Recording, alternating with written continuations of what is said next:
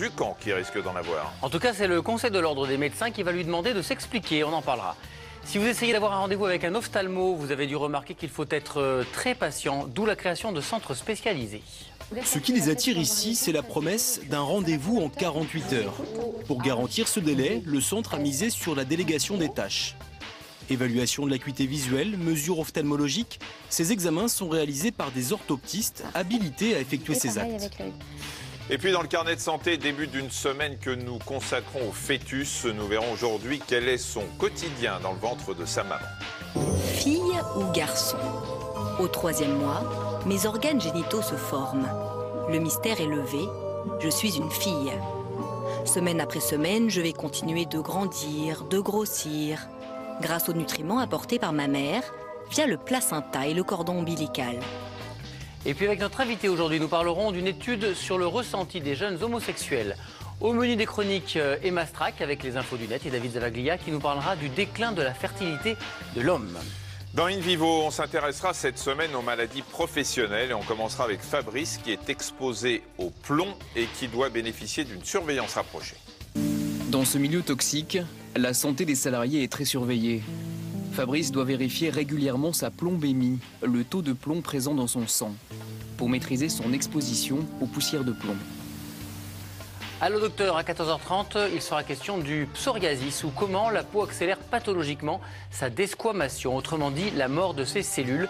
Si vous avez des questions, des témoignages, n'hésitez pas, c'est le 41 555, vous tapez MS avant votre message ou www.france5.fr. Nous sommes en direct, toutes vos remarques sont les bienvenues bien sûr. On commence avec le journal de la santé. Et si la panne d'érection était une chance? Derrière cette question volontairement provocatrice se cache la nouvelle campagne de prévention, en partie imaginée par la DIRS, l'Association pour le développement de l'information et de la recherche sur la sexualité. À l'occasion des 5e assises françaises de sexologie qui se tenaient vendredi dernier à Montpellier, l'association et les médecins ont présenté l'érection masculine comme un possible baromètre de la santé. Comprenez, si le baromètre n'est plus au beau fixe, il faut aller consulter. Car cette perte de virilité, souvent mal vécue, pourrait bien cacher autre chose comme un problème cardiaque ou une dépression. Explication d'Héloïse Mallet, Cécile Guerrier-Riquier et Hervé Droguet. Les pannes sexuelles, nouveau baromètre de la santé de l'homme. Alors que près d'un homme sur 3 de plus de 40 ans souffrirait de troubles de l'érection, il faudrait considérer ces dysfonctionnements comme étant le premier symptôme d'une maladie sous-jacente et donc une opportunité de la détecter de façon précoce. L'une des principales causes organiques de ces troubles serait les maladies cardiovasculaires.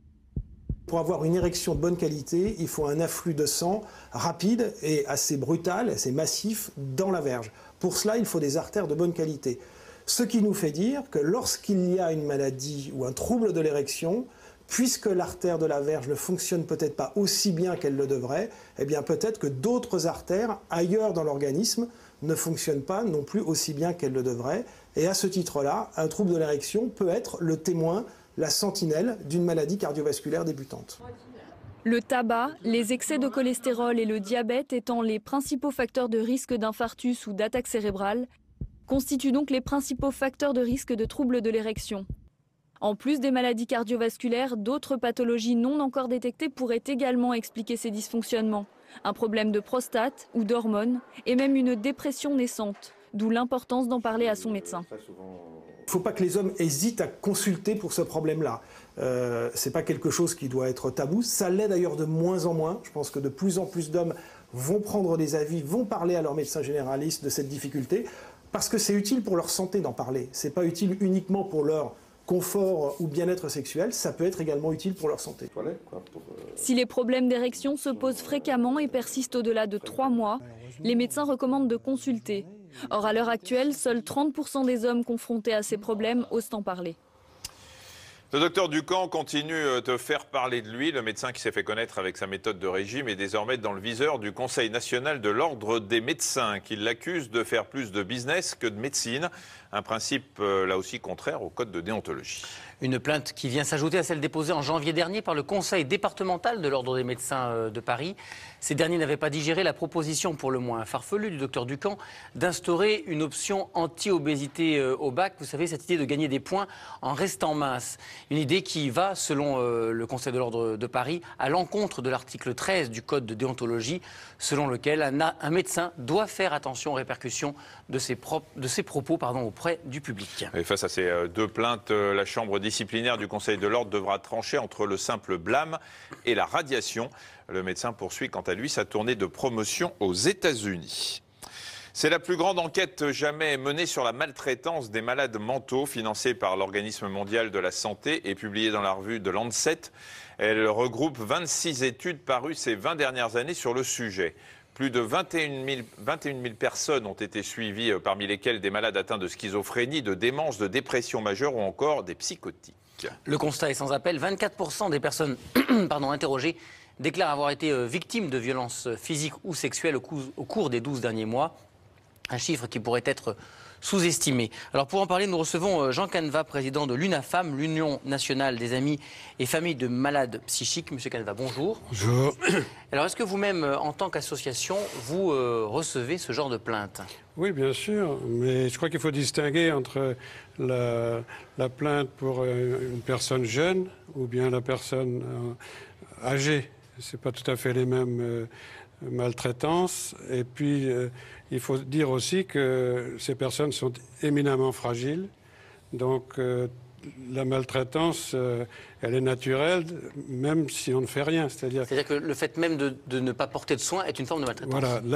La plus grande maltraitance pour ces malades, c'est l'abandon. Et cet abandon peut se situer aussi bien dans la famille que dans la rue, que dans les prisons. Alors c'est ça qui est assez étonnant, puisqu'elle fait cette étude d'état de maltraitance dans le cadre familial. Qu'est-ce qui explique ça? C'est l'épuisement des familles, c'est leur isolement. On perd patience. Je crois d'abord que cette maltraitance familiale est peut-être plus courante chez la personne âgée que chez le jeune, le jeune enfant, puisque la famille a l'habitude d'éduquer un jeune. Par contre, quand la personne est très âgée et que, par exemple, les enfants travaillent, c'est vrai que l'abandon est plus facile. Il faudrait être là 24 heures sur 24, nuit et jour. Mais les familles se rendent compte qu'elles sont, en abandonnant une personne âgée, entre guillemets, à la maison, elles savent qu'elles sont dans la maltraitance. Oui, mais elles ne peuvent pas faire autrement pour la personne âgée. S'il n'y a pas de place dans un EHPAD, dans un établissement, qu'est-ce qu'on fait? Elle peut pas. Le conjoint, par exemple, ne peut pas rester 24 heures sur 24. S'il travaille encore, il travaille. Dans le cadre de la maladie d'Alzheimer, on a beaucoup parlé de l'aide qu'on doit apporter à ceux qu'on appelle les aidants, justement, ceux qui entourent au quotidien les malades d'Alzheimer. Il faudrait là aussi faire des efforts pour les aidants de malades psy. Alors là, je suis moi président de l'UNAFAM, c'est-à-dire une association qui regroupe 40 000 aidants familiaux. Nous, on pense que l'aidant est absolument essentiel, que c'est lui qui est le veilleur au quotidien, et qu'à ce titre, et surtout si c'est une schizophrénie de jeune, ça peut durer 40 ans. Il y a de quoi être épuisé 10 fois. Donc il y a un plan que j'ai demandé récemment et qui vient d'être approuvé, un plan psychiatrie et santé mentale, qui doit normalement prévoir, en effet, et c'est la grande nouveauté de cette année, une aide aux aidants. Merci bien. On donne un numéro de téléphone pour les familles et les malades qui auraient besoin d'aide. C'est le 01 42 63 03 03. Si vous n'avez pas le temps de le noter, ça sera bien sûr sur france5.fr. Merci, monsieur. Merci, monsieur. Le saviez-vous, près de 60% des Français ont déjà renoncé à consulter un spécialiste à cause de délais trop longs pour obtenir un rendez-vous. Et c'est notamment le cas chez les ophtalmos. Dans ce contexte, l'arrivée d'une enseigne qui propose des rendez-vous en 48 heures et sans dépassement d'honoraires apparaît comme une révolution. D'autant plus qu'elle prévoit d'ouvrir des dizaines de centres à travers la France. Maxime Souville et Mathieu Vibaud sont allés jeter un œil dans le premier de ces centres qui a ouvert ses portes à Paris. Oui, bonjour. Depuis son ouverture, ce centre médical dédié à l'ophtalmologie ne désemplit pas. D'accord. Et les patients viennent parfois de très loin. Nous, on habite en Bretagne. Et en Bretagne, pour une consultation, il faut compter environ Un an, prêt pour 2013, donc...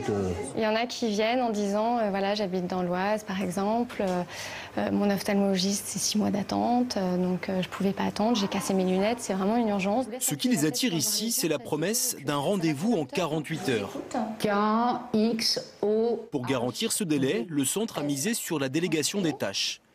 Évaluation de l'acuité visuelle, mesures ophtalmologiques, ces examens sont réalisés par des orthoptistes habilités à effectuer ces actes. Avec l'œil gauche, appuyez bien le front aussi contre la machine. Donc je vous laisse regarder la lumière verte. Alors, Madame Perrard. Oui. Bonjour, Madame. C'est seulement après ces examens que le patient rencontre l'un des 4 médecins du centre qui a reçu les résultats sur son ordinateur. Voilà, tout est normal au niveau du fond d'œil. Toute la réfraction, la lecture a déjà été faite en amont par un orthoptiste. Donc ça, moi, je ne le recontrôle pas. Je fais la prescription des lunettes et je contrôle simplement que sur le plan organique, il n'y ait pas de pathologie. Le résultat, c'est un gain de temps pour le médecin et donc plus de consultations. Les associations de patients plébiscitent cette médecine rationalisée avec médecins et techniciens, comme dans un laboratoire d'analyse ou un cabinet de radiologie. C'est une solution, certainement une très bonne solution, dans la mesure où nous manquons déjà de professions médicales sur les maladies de l'œil, des ophtalmologistes, et nous allons en manquer de plus en plus. Donc il est très important que les tâches qui peuvent être assurées par d'autres professions, en complémentarité avec les médecins, soient assurées par eux-mêmes, ce qui libère du temps médical, une fois de plus. On peut le faire pour toutes les professions médicales qui sont en pénurie et où nous avons des déserts médicaux. Ça pique un tout petit peu, pas beaucoup. Cette structure se distingue toutefois des ophtalmologues classiques car elle s'adresse exclusivement aux patients qui veulent un bilan ophtalmologique. On ne peut pas y être suivi pour des soins réguliers. Voilà, c'est bon. Il est évident que si un patient arrive avec une conjonctivite, on va traiter la conjonctivite. S'il a une kératite herpétique, on va traiter la kératite herpétique. On le reverra 8 jours après, on fonctionne normalement. Mais par contre, on n'a pas pour viser de suivre des patients en chronique. Si on découvre une DMLA, une dégénérescence maculaire liée à l'âge, on va l'adresser à un rétinologue et on ne suivra pas ce patient. Chez certains ophtalmologues, ce positionnement exclusivement fondé sur le renouvellement est vu d'un mauvais œil. Vous avez une demande de renouvellement des correcteurs. Si vous avez une pathologie associée, c'est géré par les pauvres médecins qui, eux, resteront à faire que les soins, en quelque sorte. Ça c'est très inquiétant. C'est réservé à l'adulte sans problème, de moins de 50 ans, qui, a priori, n'a pas de pathologie. Et ça nous semble rétrécir notre rôle de médecin. Notre métier, c'est dépister, c'est traiter, c'est prendre en charge et c'est assumer. Malgré ces critiques, les investisseurs à l'origine de ce concept sont ambitieux. Ils prévoient d'ouvrir 70 centres de ce genre à travers la France. Reste à savoir s'ils trouveront assez de médecins pour y travailler, car le véritable problème aujourd'hui, c'est qu'il n'y a même pas assez d'ophtalmologues formés chaque année pour remplacer ceux qui partent à la retraite. Ce week-end avait lieu à Chicago le grand congrès annuel de cardiologie. À cette occasion, des chercheurs américains ont présenté les résultats d'une grande étude recourant aux cellules souches pour les maladies cardiovasculaires. L'étude a été menée entre 2009 et